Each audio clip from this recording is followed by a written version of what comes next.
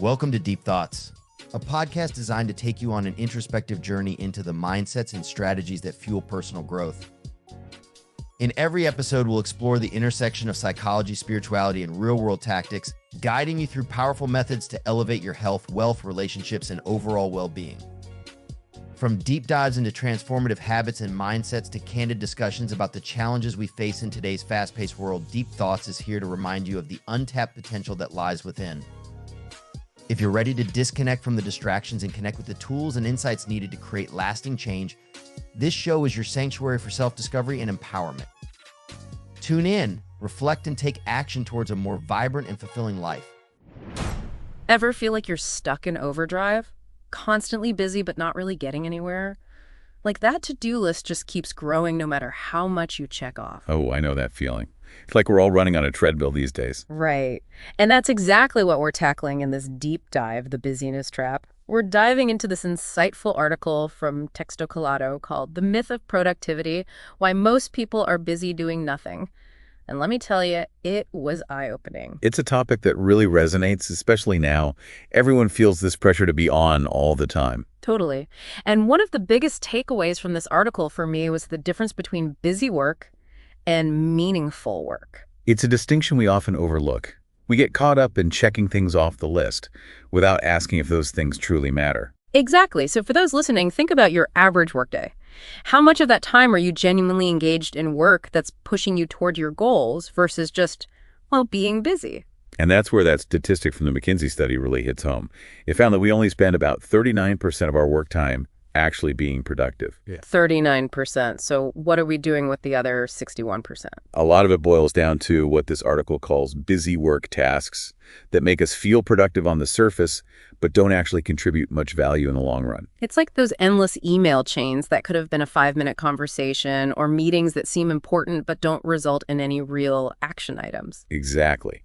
And the danger is, this busy work often overshadows the truly important stuff, the meaningful work that drives innovation and creates a lasting impact. And that's the heart of this whole discussion.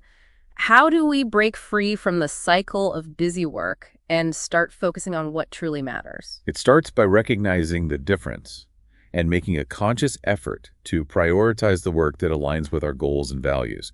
Easier said than done, but definitely possible. And it's not just the busy work itself, is it? I mean, we're all dealing with a constant barrage of distractions these days. It's like trying to focus in a room full of puppies. Oh, tell me about it. Yeah. Distractions are definitely the enemy of productivity for sure. Every ping, every notification, it pulls you right out of that flow state. Totally. And then it takes what feels like forever to get back on track. Right. You finally find your groove and bam, someone needs you to look at a spreadsheet or whatever. It's uncanny how relatable this article is. They even had a statistic in there about this. It takes an average of 23 minutes to regain your focus after an interruption. 23 minutes? You're kidding? Nope. I mean, think about it. That's basically a whole episode of a sitcom gone just because you glanced at your phone. It's terrifying when you actually start to quantify it like that, isn't it? No kidding. And it's not just the time, right? I feel like those little distractions throughout the day, they add up to something bigger. Absolutely. They chip away at your ability to do that deep work we were talking about. Yeah. The kind of work that requires sustained focus and attention. The kind of work where you actually come up with creative solutions and make real progress on those big, meaningful projects. It's like trying to meditate in the middle of a rock concert. The perfect analogy. Distractions keep us scattered, preventing us from truly immersing ourselves in the task at hand. And without that deep work, without that dedicated focus, it's hard to break free from the busyness trap, no matter how much we try to prioritize or automate. So where do we go from here? Is there any hope for us easily distracted folks? So distractions are a problem, busy work is a problem. It feels like we're getting hit from all sides here, but I'm hoping this article has some solutions for us too, because otherwise I'm ready to throw my to-do list out the window. Don't give up on us yet. This article actually does a great job of giving us actionable strategies to combat these productivity pitfalls. Okay, good, because I need some actionable strategies in my life. Lay it on me, what's the secret? Well, they break it down into 3 main strategies: automation, prioritization, and setting boundaries. And honestly, these are things anyone can implement. You don't have to be a productivity guru or anything. Okay, I like the sound of that achievable changes. Let's start with automation. I'll be honest, I always thought automation was more of a, tech industry buzzword. Right, like robots are going to take over our jobs. Exactly. But when it comes to productivity, how does automation actually work? Think about all the little things you do every day that eat up your time but don't require a ton of brain power. Things like scheduling meetings, sorting emails, maybe even some data entry tasks. A lot of that can be automated with the right tools and apps. So it's like having a personal assistant, but for all the boring stuff. Exactly. And the best part is, it frees up your mental energy to focus on the work that actually requires your unique skills and creativity. That makes a lot of sense. So less time on autopilot, more time on the things that actually matter. Exactly. And that leads us to the second strategy, prioritization. It's not enough to just make a to-do list. You have to be strategic about what you tackle first. Yeah, I'm a champion to-do list maker, but I'll admit I haven't always been so great at the whole prioritizing thing.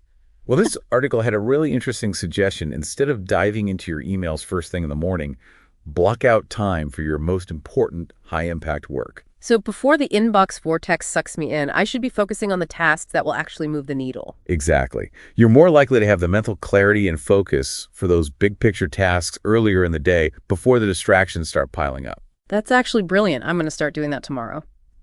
Okay, so we've got automation, prioritization. What about boundaries? Boundaries.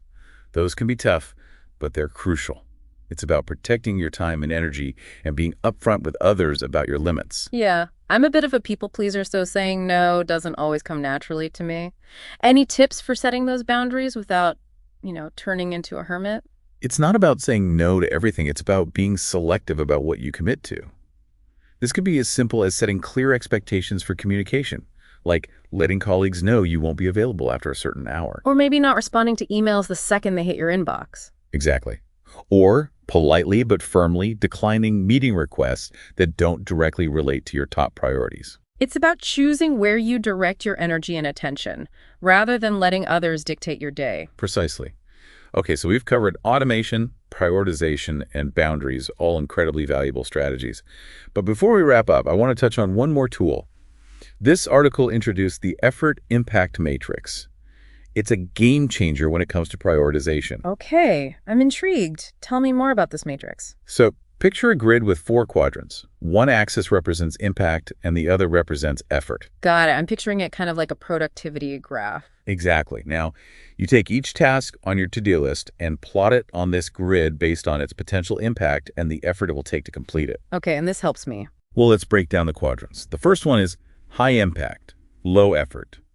These are your quick wins, the tasks that give you a big return for a relatively small amount of effort. Like imagine finding a $20 bill on the sidewalk, minimal effort, maximum reward. In a work context, this might be a quick follow-up email that could lead to a big sale or something. Okay, I like those kinds of tasks. High impact, low effort music to my ears. What about the high impact, high effort quadrant? Those are the big, scary projects, right? Exactly. You don't want to neglect these, but they might require breaking them down into smaller steps, delegating parts of them, or blocking out larger chunks of time to really focus. Think of it like training for a marathon. It takes time, dedication, and a solid plan. Makes sense. So what about the tasks that fall into the low impact, low effort category? These are the ones you can do if you have some spare time, but they're not going to make or break your day. It might be something like organizing your desk. It feels good to do, but it's not necessarily going to move the needle on your big goals. And then we have the dreaded low impact, high effort quadrant. Those are the ones we're trying to avoid, like the plague, right? Exactly.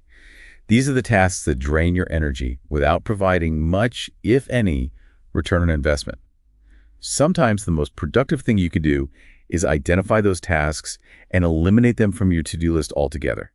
Delegate them if you can, or if they're not truly necessary, just let them go. The effort impact matrix, I can already see how helpful this is going to be. It's like a whole new way of looking at my to-do list. It's a game changer, for sure. At the end of the day, that's what true productivity is all about. Not just doing more, but making conscious choices about where we direct our time and energy. So to wrap up this deep dive, we've really uncovered the difference between being busy and being truly productive. We've explored the sneaky ways that busy work and distractions sabotage our efforts, and most importantly, we've armed ourselves with practical strategies to reclaim our time and focus. We've all felt that feeling of being overwhelmed, of running on that busyness treadmill. But the good news is, we have the power to step off the treadmill and start focusing on what truly matters. It's about making conscious choices, setting boundaries, and prioritizing the work that aligns with our goals and values. And with that in mind, we'll leave you with this final thought. What's one thing you can stop doing today to create more space for meaningful work in your life? What are you willing to let go of to make room for what truly matters? Sometimes subtracting actually leads to multiplying. That's all the time we have for this deep dive. We hope you found it insightful and empowering. Until next time, stay curious and remember, you've got this. Thank you for tuning in to this episode of the Deep Thoughts Podcast. I hope you found insights and inspiration to take with you on your journey of self-growth. If you enjoyed the show, be sure to hit the subscribe button so you never miss an episode. And don't forget to follow us on social media to stay updated on new releases and exclusive content. See you next time, where we'll continue to help you grow and explore your full potential.